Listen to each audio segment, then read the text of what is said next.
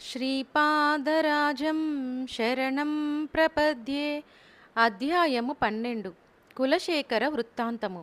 శ్రీ సుబ్బయ్య శ్రేష్ఠి ఎన్నో క్రొత్త విషయములను సులభగ్రాహ్యంగా నాకు తెలియచేయుట వలన వానిని ఆకలింపు చేసుకొనగలదిని నాలో ఆత్మవికాసము కలుగుచున్నట్లు కనుగొంటిని. సుబ్బయ్య శ్రేష్ఠి ఇట్లు చెప్పడం ప్రారంభించెను. శ్రీపాద శ్రీవల్లభుల వారు సాక్షాత్తు వెంకటేశ్వర స్వామియే. కలియుగాంతమున శ్రీపాద శ్రీవల్లభుల వారే కల్కి అవతారంగా వచ్చువారు. సాధారణంగా బ్రాహ్మణులు కలియుగం 4,32,000 సంవత్సరములని చెప్పెదరు. కానీ సాంద్ర సింధు వేదంని అనుసరించి కలియుగంలో 5,000 సంవత్సరముల కాలము దాటిన తదుపరి సామాన్య ప్రళయం జరిగి కలియుగంలో సత్యయుగం స్థాపించబడును. నా ఆశ్చర్యంనకు అంతులేదు. నేను బ్రాహ్మణుల నుండి విన్న విషయములకు శ్రేష్ఠి చెప్పునది వ్యతిరేకంగా ఉండెను. శ్వాసకు ఆయుష్నకు గల సంబంధం. నాయన శంకరభట్టు, కలియుగంలోని కలి అంతర్దశ 5,000 సంవత్సరములకు అంతమగును. ఈ తదుపరి కొంతకాలం సంధికాలం. ఆ తరువాత కలియుగంలో సత్యయుగ అంతర్దశ ప్రారంభమగును. మొత్తం 4,32,000 సంవత్సరములు కలియుగ ప్రమాణమైనను దానిలో కూడా అంతర్దశలు, సూక్ష్మదశలు, విదశలు మొదలైనవి ఉండును. ఇది యోగశాస్త్రం తెలిసిన వారికే సుబోధకమగు విషయము. బ్రహ్మదేవుడు ఒకనికి 120 సంవత్సరముల ఆయుర్దాయంను నిర్ణయించిననుకొనుము. భౌతికంగా వారు 120 సంవత్సరములు జీవించునని కాదు అర్థం. 120 సంవత్సరములలో ఎన్ని శ్వాస ప్రశ్వాసలు సామాన్య స్థితిలో తీసుకొనుటకు వీలుండునో అన్ని శ్వాస ప్రశ్వాసల కాలం ఇయ్యబడినదని అర్థం. మనశ్చాంచల్యం గలవారు, కోపదారులు, వడివడిగా పరిగెత్తువారు, నిత్యం దిగులుతో జీవించువారు, దుష్ట ప్రవృత్తులను కలవారు తమ యొక్క శ్వాసలను తక్కువ కాలంలో ఖర్చు చేసుకుందురు. అన్నింటికంటను తక్కువ శ్వాస ప్రశ్వాసలను తీసుకొను రాకాసి తాబేలు 300 సంవత్సరముల వరకు జీవించుచున్నది. అత్యంత చంచల స్వభావం కలిగిన కోతి స్వల్పకాలంలోనే మరణించుచున్నది. శ్వాస ప్రశ్వాసలను తీసుకొనుటకు శరీర అవయవ నిర్మాణం కూడా సరి అయిన స్థితిలో ఉండవలెను. యోగులు గాలిని కుంభించి శ్వాస శరీర అంతర్భాగంలందే నడయాడినట్లు చేసెదరు. దీనివలన ఎన్నో శ్వాసలు మిగిలిపోయి వారు ఎక్కువ కాలం జీవించుచున్నారు. మనిషి శరీరంలోని జీవాణువులు పరిణామ క్రమమునకు లోనగుచున్నవి. శ్రీపాద చరితామృత పారాయణ ఫలితము. 10 వర్షముల క్రిందటి శరీర భాగములు ఈనాటి శరీర భాగములు కావు. పాత జీవాణువుల స్థానంలో క్రొత్త జీవాణువులు పుట్టుచున్నవి. క్రొత్త శరీర భాగములు పుట్టుచున్నవి. అదేవిధంగా ప్రాణశక్తి కూడా అనేక మార్పులకు లోనగుచున్నది. జీవనదాయకమైన క్రొత్త ప్రాణశక్తి పుట్టుచుండును. జబ్బుపడిన పాత ప్రాణశక్తి నశించుచుండును. అదేవిధంగా మానసిక శక్తి కూడా అనేక మార్పులను పొందుచున్నది. పాత భావములు మారిపోయి నశించి కొత్త భావములు పుట్టుచున్నవి. నవీనంగా జన్మించిన మానసిక పదార్థము దైవశక్తిని, దైవకృపను ఆకర్షించు సామర్థ్యమును కలిగి ఉన్నది. తద్వారా మనసు పరిశుద్ధమై, ప్రాణము పరిశుద్ధమై, తద్వారా శరీరం కూడా పరిశుద్ధమగుచున్నది. శ్రీపాద శ్రీవల్లభ చరితామృతము వంటి గ్రంథములు సాక్షాత్తు పరమేశ్వర స్వరూపము. ఈ గ్రంథములందలి ప్రతి అక్షరం నందు సిద్ధశక్తులు, యోగశక్తులు అంతర్నిహితంగా ఉండును. అటువంటి గ్రంథములను మానసికంగా గాని, వాచికంగా గాని లేదా మనస్సు, వాక్కు రెండింటి యందు సమన్వయం కలిగి కానీ పఠించిన ఎడల శ్రీపాదుల వారి దివ్య మానస చైతన్యం అటు ఆకర్షించబడును. గ్రంథపారాయణం చేయి భక్తుల శారీరక, ప్రాణ, మానసిక రుగ్మతలు, బాధలు, కష్టములకు సంబంధించిన సమస్త స్పందనలను శ్రీపాదుల వారి మానసిక చైతన్యం నందు చేరును. అచట అవి పరిశుద్ధతను పొంది దివ్యానుగ్రహపూరితమైన స్పందనలతో తిరిగి సాధకుణ్ణి చేరును. అటువంటి పరిస్థితిలో సాధకునకు ఇహపర సుఖములు కలుగుచున్నవి. సత్పురుషులకు అన్నదానం చేసిన కలిగేడి ఫలము.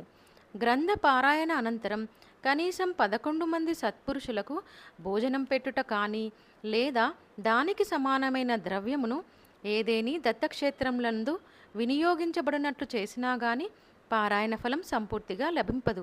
సత్పురుషులకు భోజనం పెట్టుట వలన సాధకునికి ఆయుర్దాయం లభించును. అనగా సాధకునకు మరికొన్ని సంవత్సరాలకు సరిపడా అన్నరాశి అవ్యక్తమునందు ఉద్భవించుచున్నది. అంతేకాకుండా వారు సంతుష్టులైనప్పుడు శాంతి, పుష్టి, తుష్టి, ఐశ్వర్యము మొదలైన వాటికి సంబంధించిన భోగ యోగ స్పందనలు అవ్యక్తం నందు ఉద్భవించును. కాలాంతరంలో అవ్యక్తం నందలి బీజములు వ్యక్త స్థితిలో అంకురములై మహావృక్షములై విరాజిల్లుచున్నవి. ద్రౌపదీ మాత నుండి ఒక్క అన్నపు మెతుకును స్వీకరించిన శ్రీకృష్ణ పరమాత్మ దుర్వాస మహర్షికిని అతని 10,000 మంది శిష్యులకును కడుపు నిండుగా భోజనం అనుగ్రహించగలిగెను. అందువలన శ్రీగురునకు భక్తి శ్రద్ధలతో సమర్పించబడు సమస్తమును అవ్యక్తమునందు బీజరూపమున నుండి కాలాంతరమున వ్యక్తస్థితి యందు సాధకునకు కావలసిన సమస్త భోగభాగ్యములను ప్రసాదించుచున్నవని గ్రహింపవలెను. ఒకసారి శ్రీకృష్ణుడును సుధాముడును దర్భలను కోసుకొను నిమిత్తం అడవికి పోయారు. శ్రీకృష్ణుడు అలసిపోయిన కారణమున సుధాముని ఒడిలో విశ్రమించెను. శ్రీకృష్ణునకు చెప్పకుండా సుధాముడు ఆశ్రమం నుండి తెచ్చుకున్న అటుకులను తినుచుండెను. కపట నిద్రపోచున్న శ్రీకృష్ణుడు నిద్ర మేల్కొంచినట్లు నటించి, సుధామా, ఆకలి ఆగుచున్నది. ఇంటి వద్ద నుండి వచ్చినప్పుడు గురుపత్ని బిడ్డల ఆకలిని బాపుటకు ఏమైనా ఆహార పదార్థంను ఇచ్చిందా అని అడిగెను. సుధాముడు లేదు అనెను. నీవు ఏదో నములుచున్నట్లు తోచుచున్నదే అనను. ఏమీయూ లేదు, విష్ణు సహస్రనామంను చదువుకొనుచున్నాను. ఓహో అలాగనా, మన ఇద్దరికీ అమ్మగారు అటుకులను తినుటకిచ్చరనియు నాకు పెట్టకుండా నీ ఒక్కడివే తినుచున్నట్లు కల వచ్చింది అని అనెను. అంతట సుధాముడు, శ్రీకృష్ణ, అలసిపోయావు కదా, అందులోనూ పగటివేళ, ఈ వేళలో వచ్చు కలలకు ఫలితం ఉండదని శాస్త్రం చెప్పుచున్నది అనెను. శ్రీకృష్ణుడు నవ్వి ఊరుకొనెను. కాలాంతరమున సుధాముడు కుచేలుడై పరమ నిర్భాగ్యుడయ్యెను. తమ వేతలను బాపుమని ఎన్నయో మార్లు విష్ణు సహస్రనామంను పఠించెను. ఆఖరికి శ్రీకృష్ణునికి అనుగ్రహం కలిగింది. కుచేలుని నుండి అటుకులను స్వీకరించి తనకి విశేషమైన ఐశ్వర్యంను ప్రసాదించెను. తాను అలసిపోయినప్పుడు కుచేలుడు ఒడిలో తలపెట్టుకొని వచ్చిన కారణంననే శ్రీకృష్ణుడు కుచేలుణ్ణి హంసతూలికా తలపంపై పరుండబెట్టి పాదసేవ చేసెను. కర్మసూత్రం ఎంత నిగూఢంగా పనిచేయునో ప్రభువు దీనిలో సూచించెను. మల్లయుద్ధ ప్రవీణునకు గర్వభంగము. శ్రీపాదుల వారు 4 సంవత్సరములు బాలుడై ఉండగా పీఠికాపురంనకి వర్మకళ అను ఒక మర్మకళను తెలిసిన మలయాళ దేశీయుడు ఒకడు వచ్చెను. అతని పేరు కులశేఖరుడు. మన శరీరంలోని చాలా భాగములను నియంత్రించి కొన్ని జీవశక్తి కేంద్రములను మర్మాలని పిలిచెదరు. ఈ మర్మలపై కొట్టిన లేదా తాకిన ఎడల మనిషిని స్పృహ కోల్పోయినట్లు చేయవచ్చును. ఏదైనా శరీర భాగమును పనిచేయకుండా అంగవైకల్యంను కూడా కల్పించవచ్చును. మర్మాభిఘాతాలలో బాధపడేవారిని రక్షించటానికి లేదా రోగ లక్షణాలను నివారించటానికి వీటిని వినియోగించవలెను. యుద్ధకలే కాకుండా కొన్ని ప్రత్యేకమైన మర్మలను అడంగల్ అని అంటారు. ఈ అడంగల్ మర్మలలో చికిత్స ఏ విధంగా చేయవలెనో నేర్పే కలనే మర్మ చికిత్స అని అంటారు. ఈ శాస్త్రమును ముందుగా లోకమునకు తెలియచేసిన ప్రాచీన వైద్యుడు సుశ్రుతుడు. ఈ కలలో అత్యంత ప్రమాదకరమైన 12 మర్మస్థానములు ఉన్నవి. వాటిని గురుముఖత నేర్చుకొని లోక కళ్యాణానికి మాత్రమే వినియోగించవలను. ఆ మర్మస్థానములలో ప్రాణశక్తి విశేషంగా ఉండును.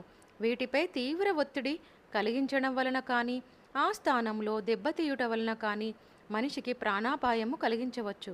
కొన్ని స్థానములలో ఒత్తిడి కలిగించడం ద్వారా ప్రాణాపాయం నుండి రక్షించడమే కాక రకరకాల దీర్ఘవ్యాధులను కూడా నయం చేయవచ్చును. కులశేఖరుడు 7 కొండలవాడి భక్తుడు. అతడు ప్రతి రాజ్యంలోని మల్లయోధులను జయించుచు జయపతాకములను గైకొనుచు కాలకర్మవశమున పీఠికాపురంనకు వచ్చెను. పీఠికాపురంలో కూడా మల్లయోధులు ఉన్నారు. వారందరూ సమావేశమై మనం కులశేఖరుని చేతిలో చావు దెబ్బ తినటం ఖాయం, మన ఊరి ప్రతిష్ట కూడా మంట కలిసిపోవును, యోగులకు అనేక విచిత్ర శక్తులుండునని ప్రతీతి, శ్రీపాద శ్రీవల్లభుల వారు దత్తాత్రేయుల వారి అవతారమని తెలిసిన వారు అనుచున్నారు. కావున మనం ఈ విషమ సమస్య పరిష్కారం కొరకు వారినే శరణు వేడుకుందాం అని అనుకునిరు. అప్పుడు శ్రీపాదుల వారు నరసింహవర్మ గారి ఇంట్ల నుండిరి. శ్రీ వర్మ గారు శ్రీపాదుల వారికి ప్రత్యేకంగా ఒక వెండి జరీ తలపాగాను తయారు చేయించిరి. వారు తమ జమీందారీ భూముల పర్యవేక్షణకు పోవునప్పుడు వెండి జరీ తలపాగాను ధరింపచేసి శ్రీపాదుల వారిని గుర్రపు బండిలో తీసుకొని వెళ్ళుట పరిపాటి. ఒకరోజు తలపాగాను ధరింపజేయపో సందర్భంలో శ్రీపాదుల వారు, తాత, మనము మరికొంత సమయం ఆగి వెళ్ళవచ్చుననిరి. అంతలోనే పీఠికాపుర మల్లయోధులు వారి వద్దకు వచ్చారు. వారు శ్రీపాదుల వారిని శరణుజొచ్చిరి. శ్రీపాదుల వారు వారికి అభయమిచ్చారు. పీఠికాపురంలో భీముడు అను పేరు గల గూనివాడు ఒకడు ఉండెను. అతడు అష్టవంకర్లతో ఉండేడివాడు. పైగా దుర్బలుడు. ఏ పని చేయలేకపోయినను అతనిని వర్మగారు తన సేవకు వినియోగించుకొని జీతమునిచ్చువారు. భీమునకు శ్రీపాదుల వారి యందు అపారమైన ప్రేమ అభిమానములు మరియు మహా అచంచల విశ్వాసము. వాడు తన గూనెను బాగు చేయవలసిందని శ్రీపాదుల వారిని తరచుగా కోరేడివారు. దానికి శ్రీపాదుల వారు తగిన సమయం వచ్చినప్పుడు బాగు చేసేదనని చెప్పేవారు. శ్రీపాదుల వారు మల్లయోధులతో, మనకేమి భయం, మన భీముడున్నాడు, కులశేఖరుణ్ణి ఎదుర్కొంటాడు, భీముడంతటి వాడు మన అండ ఉండగా మనకేమి భయం అన్నారు. దత్త విధానములు చిత్ర విచిత్రంగా ఉండును. కులశేఖరునిపై పోరునకు భీముణ్ణి ఎంపిక చేయుట పీఠికాపుర వాసులకు ఆశ్చర్యం కలిగించింది. ఈ దెబ్బతో భీముడు చనిపోవుటాయనా జరగవచ్చును, లేదా శ్రీపాదుల వారి దివ్యత్వం వెలుగులోనికి వచ్చును అని కొందరు తలపోశారు. కుక్కుటేశ్వరాలయ పరిసరములందు మల్లయుద్ధ ప్రాంగణం ఏర్పాటు చేయబడింది. అనేక మంది అచటకు ఈ వినోదంను చూచటానికి వచ్చారు. పోరు ప్రారంభమయ్యను. కులశేఖరుడు కొట్టు ప్రతి దెబ్బకు భీముడి శరీరం శక్తివంతమగుచుండెను. భీముడు అతడు ఏ ప్రాంతం నందు కొట్టుచుండెనో అదే ప్రాంతంలో కులశేఖరునకు దెబ్బలు తగులుచుండెను. కులశేఖరునికి నీరసం వచ్చెను. భీముని గూనె సరిచేయబడుటయే కాక అతడు మంచి బలిశాలిగా తయారయ్యను. కులశేఖరుడు శ్రీపాదుల వారి పాదాక్రాంతుడయ్యను. శ్రీపాదుల వారు, కులశేఖర, మానవ శరీరంపై మర్మలు 108 వరకు ఉన్నాయి. వాటికి సంబంధించిన సమస్త జ్ఞానమును నీకుంది. అయితే భీముడు కేవలం నన్నే నమ్ముకొని ఉన్నవాడు. నేను తన రక్షకుడుగా జ్ఞానం వాడికుంది. నీ జ్ఞానం గొప్పదా, వాడి జ్ఞానం గొప్పదా? నీవు అహంకారంతో విర్రవీగితివి. నేను దివ్య వినోదిని, రకరకాల శిక్షలను వేయగల శాసనకర్తను. ఈనాటి నుండి భీమునిలోని సమస్త దుర్బలత్వంను నీకు ఇచ్చుచున్నాను. శరీరం నందు నీరసంతో అన్న వస్త్రములకు లోటు లేకుండా మాత్రం జీవించదవు కాక. భీముడు నీ యొక్క శరీరంలోని ప్రాణశక్తినంతటినీ తీసుకొని దృఢకాయుడై ఉండుకాక. నేను ప్రపంచంలోని ప్రతి జీవి కంటెను బలవంతుడను. తిరుపతిలో ఉన్నది ఎవరు? నేను కాదా? సదా నా రక్షణను కోరుచు ఈ మర్మకలను నీవు దుర్వినియోగపరిచినావు. కావున నీలోని ఈ మర్మకలను ఉపసంహరించుచున్నాను అని పలికారు. శ్రీపాదుల వారు క్షణకాలం పాటు కులశేఖరునకు శ్రీ పద్మావతి వెంకటేశ్వర స్వామిగా దర్శనమిచ్చి అతనిని కృతార్థుణ్ణి చేశారు. శ్రీపాదుల వారి లీలలు దుర్గ్రాహ్యములు, అచింత్యములు. వారి కరుణ పొందట ఒక్కటే మనకు సరి అయిన మార్గము. శ్రీపాద శ్రీవల్లభులకు జయము జయము.